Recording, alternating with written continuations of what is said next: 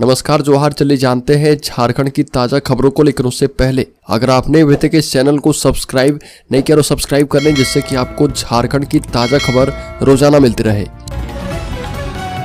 सबसे पहले खबर, रामनवमी पर रांची में उमड़ी श्रद्धालुओं की भीड़, सुरक्षा में 2000 से भी ज्यादा पुलिसकर्मी तैनात। बता दें कि देश भर में रामनवमी धूमधाम से मनाई गई और राजधानी रांची सहित पूरे झारखंड में रामनवमी मनाई जा रही है। बता दें कि राजधानी रांची के ऐतिहासिक तपोवन मंदिर में सुबह से लोगों की लंबी कतारें लगी है। पूजा पाठ और महावीर झंडे के साथ लोग पहुंचे हैं और इसी तरह मेन रोड के महावीर मंदिर और राम मंदिर में भी लोग पूजा के लिए पहुंचे हैं। अगली खबर, रांची शहर में सीवरेज ड्रेनेज परियोजना के फेज 1 को पूरा करवाने वाली जनहित याचिका पर झारखंड हाईकोर्ट में सुनवाई की गई और जस्टिस रंगन मुखोपाध्याय और जस्टिस दीपक रोशन की खंडपीठ में सुनवाई के दौरान नगर निगम के अधिवक्ता LCN सहदेव ने कहा कि NHAI की ओर से नो ऑब्जेक्शन नहीं दिया जा रहा और जिस वजह से काम प्रभावित और रुका हुआ है। और इस पर हाईकोर्ट ने NHAI के प्रोजेक्ट डायरेक्टर, एडमिनिस्ट्रेटर और रांची नगर निगम के चीफ इंजीनियर को सशरीर हाजिर होने का आदेश दिया है और मामले में अगली सुनवाई 24 अप्रैल को होगी। नगर निगम की ओर से कहा गया कि 15% काम बचा हुआ है। अगली खबर, रांची में पहली बार 2 महावीरी झंडों के साथ 50 लोगों ने निकाली थी शोभा यात्रा और आज 8 लाख राम भक्त होते हैं शामिल।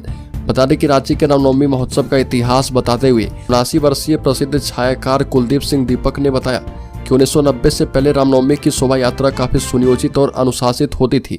शोभा यात्रा निकालने के समय का कड़ाई से पालन किया जाता था और रांची के सभी अखाड़े शहीद चौक में 12:30 बजे तक जमा हो जाते थे।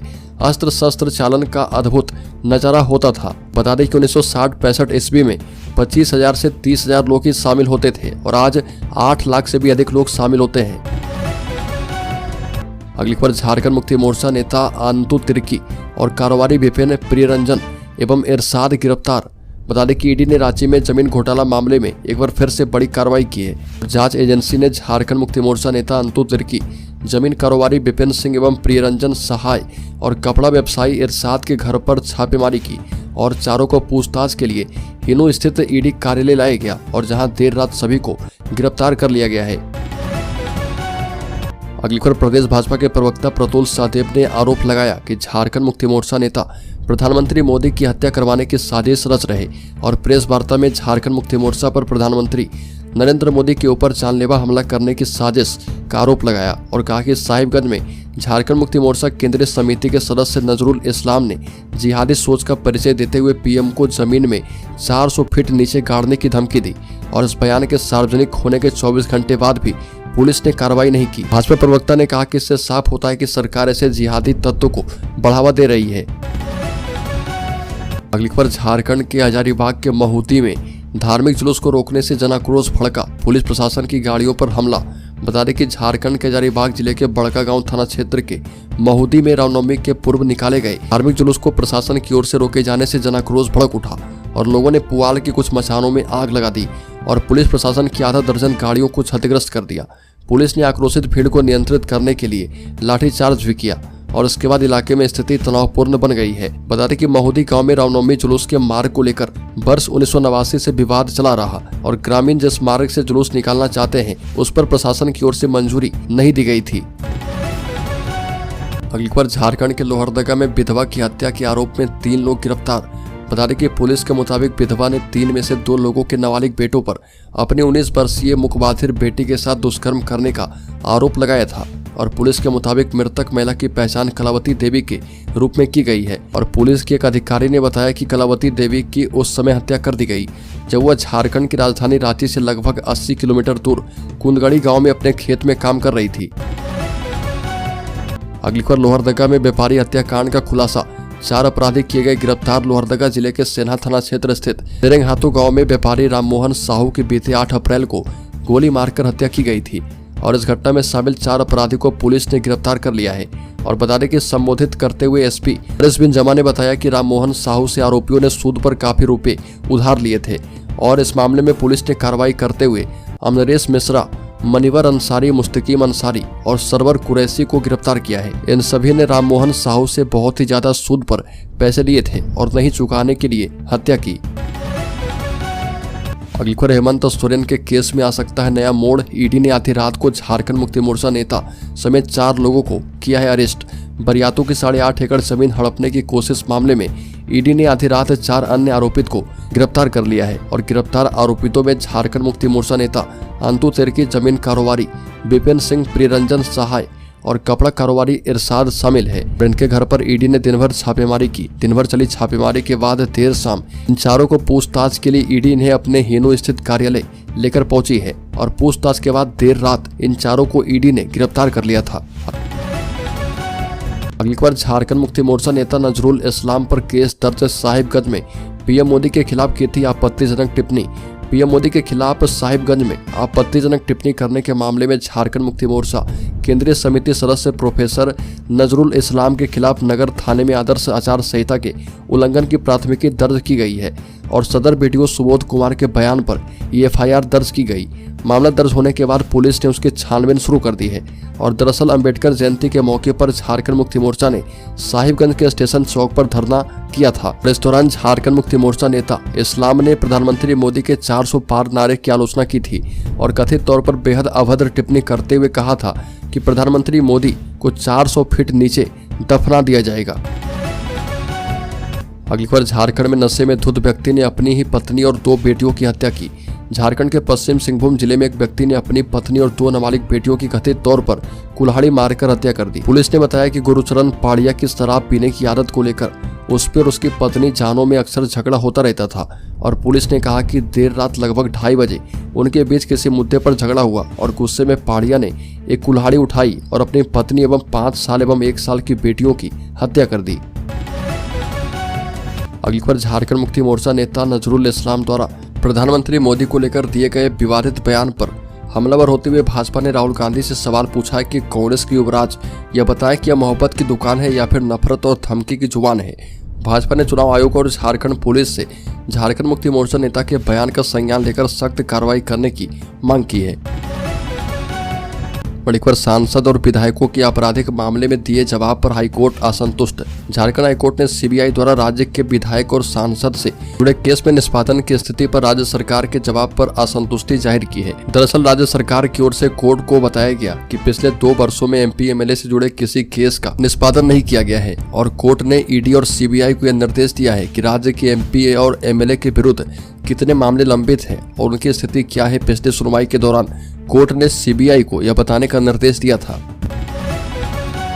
बड़ी खबर गिरिडीह में मनचलों का बढ़ा मन, लड़की से मांग रहा था मोबाइल नंबर, नहीं देने पर भाई पर चाकू से हमला। गिरिडीह के धनवार के गोरहंद निवासी नारायण राणा के 18 वर्षीय पुत्र नीरज राणा के मुताबिक उसकी बहन शाम 5 बजे के करीब गोरहंद के पंचखेरो डैम से दाल बनाने के लिए पानी लेकर आ रही थी और रास्ते में गांव के अख्तर अंसारी उसकी बहन को रोककर मोबाइल नंबर मांगने लगा और जिसकी जानकारी उसकी बहन ने उसे दी। अख्तर जब डैम से वापस लौट रहा था तब रास्ते में नीरज ने उससे बहन का मोबाइल नंबर मांगने के कारण पूछा तो भड़क उठा और उस वक्त लोगों ने किसी तरह दोनों पक्षों को समझा बुझाकर घर भेज दिया। और फिर कुछ देर बाद नीरज शौच के लिए डैम की तरफ गया तो अख्तर अपने दोस्त आंसुफ अंसारी, शाहिद अंसारी, अरमान अंसारी, वारिस अंसारी, अफजल अंसारी आदि के साथ मिलकर उसे पकड़कर गाली गलौज करने लगा। युवक ने जब इसका विरोध किया तो अख्तर के दोस्त अरमान अंसारी ने पीछे से युवक के पीठ पर चाकू से हमला कर दिया और साथ ही पिटाई की। अगली खबर हेमंत सोरेन के गले की फांस बनी उनकी भाभी। फिर से बता दी है अंदर की बात, बता दी कि दुमका लोकसभा क्षेत्र की भाजपा प्रत्याशी सीता सोरेन पार्टी के चुनावी कार्यालय में आयोजित प्रेस कॉन्फ्रेंस में झारखंड मुक्ति मोर्चा पर जोरदार प्रहार करते हुए कहा कि प्रधानमंत्री मोदी की अगुवाई में ही देश का समग्र विकास संभव है और भाजपा के संकल्प पत्र की चर्चा करते हुए उन्होंने कहा कि इसमें सभी वर्ग के लोगों का ध्यान रखा गया है। वहीं पूर्व मुख्यमंत्री हेमंत सोरेन का नाम लिए बगैर सीता सोरेन ने कहा कि अगर राज्य की सरकार इतना ही अच्छा काम कर रही थी तो फिर वह जेल कैसे चले गए। अगली खबर, लंबे इंतजार के बाद कांग्रेस ने लोकसभा चुनाव के लिए झारखंड की 3 सीटों के लिए उम्मीदवारों की तीसरी सूची जारी कर दी है और कांग्रेस ने गोड्डा से महागामा विधायक दीपिका पांडे सिंह को मैदान में उतारा है। वहीं चतरा से पूर्व मंत्री केएन त्रिपाठी को मौका दिया गया।